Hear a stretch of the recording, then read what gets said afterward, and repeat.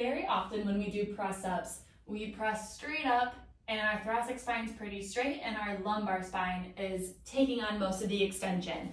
All right, lumbar spine being down here, thoracic spine being here, and we want to focus a little bit more on the thoracic spine moving into extension.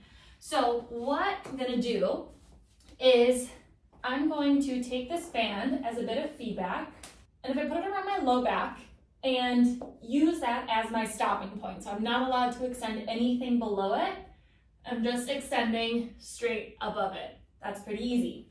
I'm gonna move it up a couple inches, so now it's at the bottom of my rib cage. Might be hard to see, but it's at the bottom of my rib cage. Now only extending what's above it. I'm not able to get as high, but I feel a lot more engagement in my upper back. I'm gonna come up again. So now it's kind of in the middle of my shoulder blades, right underneath my armpits. Again, only extending above that band, not using anything below.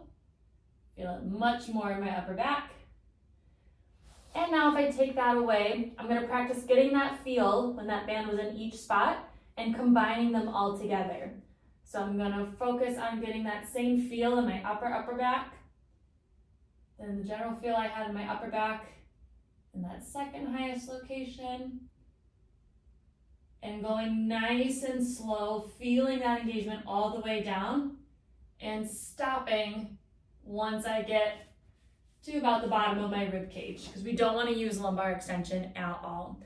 Now it's really common to still use a bit of lumbar engagement, and we want to try to disassociate. So one trick I like using is to literally just wiggle and shake, loosen up your body, and try to completely unengage the muscles in your lower back, as much as possible at least.